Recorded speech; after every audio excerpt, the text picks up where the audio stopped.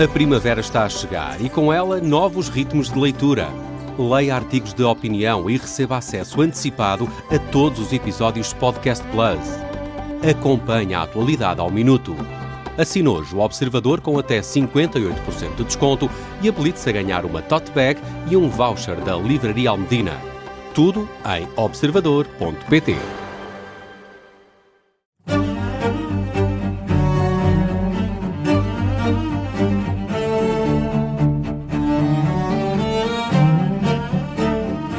Este é o Querido Líder, o podcast da Rádio Observador dedicado à liderança, com os nossos especialistas residentes, com muita experiência na formação de executivos, o Jorge Medeiros, consultor, professor, o Milton Sousa, professor, também consultor, professor na nova SBE. Esta semana vamos falar sobre liderança em culturas diferentes e é um tema que se liga também com o convidado desta semana, já vamos saber quem é. Mas, como sempre, os nossos episódios abrem com um sim chefe, não chefe, e hoje a figura em análise é este senhor, Lee Jae-myung, o presidente da Coreia do Sul. O nosso convidado é Vasco Falcão, presidente da Konica Minolta, Portugal e Espanha. Também ele já andou pelo Japão. Eu sou o Ricardo Conceição e este é o Querido Líder. Bem-vindos, Jorge Medeiros, Milton Sousa. Olá, vamos ao Ricardo. Nosso primeiro segmento, sim chefe, não chefe. E a figura desta semana é, e reparem na minha pronúncia coreana, mais com sotaque do leste da Coreia do Sul, Lee Jae-myung, o presidente da Coreia do Nada Sul. mal. Não é? Nada mal. E o nome do vulcão islandês? Mas já não me lembro bem, mas tinha muitas consoantes. Queres mesmo que eu arrisque? Fica prometido. Eu agora também não me lembro do nome assim de cabeça. Milton, este senhor, o presidente da Coreia do Sul, Lee Jae-myung, merece um sim chefe ou não chefe? Eu diria que, dadas as notícias que temos vindo a receber destes últimos tempos, parece-me que será um sim chefe. Estamos a falar também daquilo que tem sido a reação perante esta crise no Irão, e aquilo que é de realçar, por um lado, é ele aproveitar esta crise para reforçar a importância da autonomia energética na Coreia do Sul e querer apostar cada vez mais também nas energias renováveis. É uma questão estratégica, não é só uma questão ambiental, mas também dado o perfil político dele, não surpreende. Ele vem de um partido que podemos dizer que é liberal-social, se quiseres, e que coloca o ambiente também como tema central, e eu acho que esta é uma oportunidade excelente que ele tem tido de reforçar essa mensagem, que vem em linha também com aquilo que tem sido o seu trabalho anterior. E, por outro lado, ele está aqui claramente em contraste com a anterior presidente. A Coreia do Sul, volta e meia, vive momentos conturbados. Sim, a nível das lideranças e, portanto, políticas. ele acaba por ter até uma certa, quase que um perfil muito à la Europa do Norte, em termos daquilo que é a sua abordagem política. Para além disso, tem um perfil interessante até da sua história. Ele vem de um contexto pobre, uma pessoa de origens humildes, que cresceu um bocadinho a pulso, foi advogado de direitos humanos também na sua carreira, e esta lógica social, preocupação com as pessoas, parece ser muito central, sem colocar em causa esta lógica também liberal e dos mercados, que eu acho que é uma solução de equilíbrio interessante. Está muito cedo no seu mandato, mas para já os sinais são positivos. Ainda vai a tempo. Ainda vai a tempo de ser um não-chefe neste programa. Ainda vai a tempo. Jorge? Sim, um sim, aqui com uma reserva. Qual é a reserva? Ele de facto tem um percurso, o Milton já referenciou isto, um percurso de ascensão incrível, de pobreza, pai viciado no jogo, terem de mudar de cidade para arranjar trabalho, ele ter de trabalhar sob pseudónimos, leia-se falsas identidades, para esconder a idade, porque precisava mesmo de contribuir para a família. Portanto, isto é uma realidade absolutamente poderosa e notável do ponto de vista de resiliência, de dedicação. Depois ele enveredou pela política, pelo que pude perceber, após um desejo inicial de querer ser juiz pelo prestígio. Portanto, terá tido aqui a influência de um mentor que o terá inspirado a seguir este caminho este que seguiu antes de entrar na política, muito pelo ativismo aqui sem nenhuma conotação pejorativa, por favor, a tentar contribuir para a província de onde veio com a construção de hospitais. Não conseguiu e, portanto, ele percebeu que um dos caminhos seria possivelmente o da política. Qual é a parte de reserva, em meu entender? A parte da reserva é ele ter sido formalmente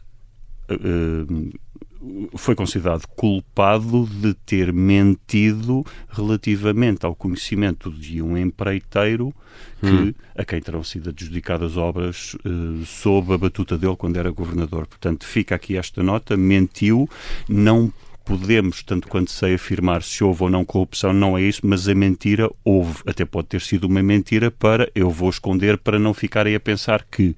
Mas fica isto. Depois, do ponto de vista de liderança do país, há aqui 2 episódios interessantes com pouca separação temporal, que é o episódio em que ele vai tocar bateria com a Sanae Takaishi.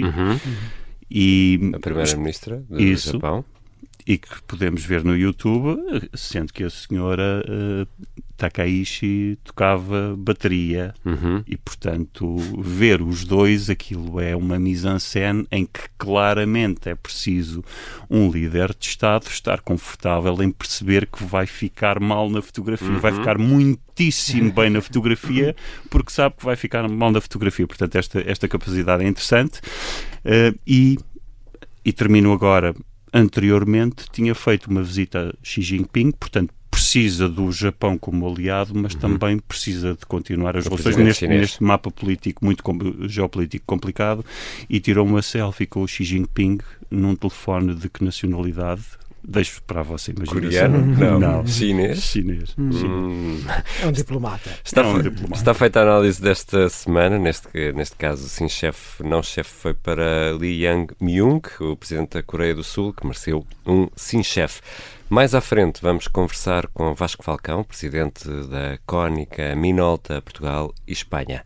Agora vamos ao tema central desta semana. E esta semana vamos falar sobre liderança em culturas diferentes. É um tema que já abordámos aqui no Querido Líder, também com os convidados que vamos tendo com experiência internacional.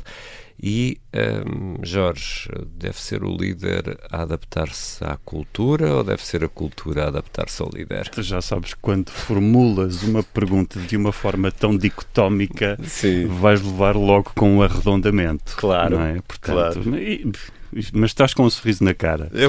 No fundo, isto é um passo em profundidade. É uma oportunidade para brilhares agora, Jorge. Para marcares. Pronto, vou devolver a bola.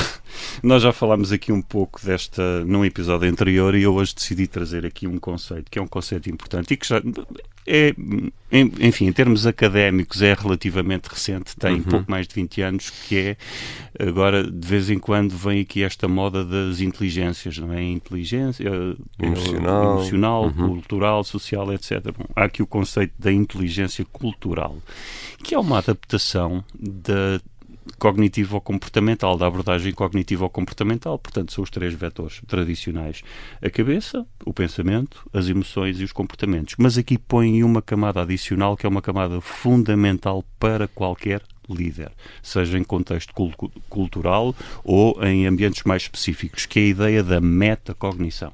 Nós também já falámos aqui sobre a metacognição. Em suma, é nós sabermos pensar sobre a forma como estamos a pensar. Portanto, é um espírito crítico. Qual é aqui a ideia e porque é que isto difere da inteligência emocional, para estabelecer aqui esta diferenciação?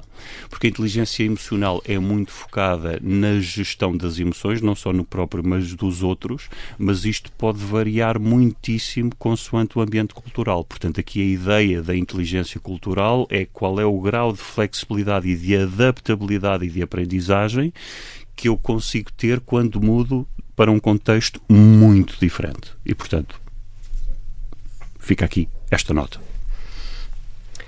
Eu queria acrescentar só um ou 2 temas. Eu, por acaso, lembro de uma história muito interessante. Uma vez convidei um diretor executivo, ele era o Chief HR Officer do Grupo Metro, em Düsseldorf, para fazer uma sessão num dos MBAs em que eu dava aulas, e eu pedi para falar sobre gestão num contexto de diversidade. E, na verdade, quando falamos de diferenças culturais, tem a ver com uma variável de diversidade, e ele começou a apresentação dele de forma muito interessante. Eu não acredito muito em gestão para a diversidade.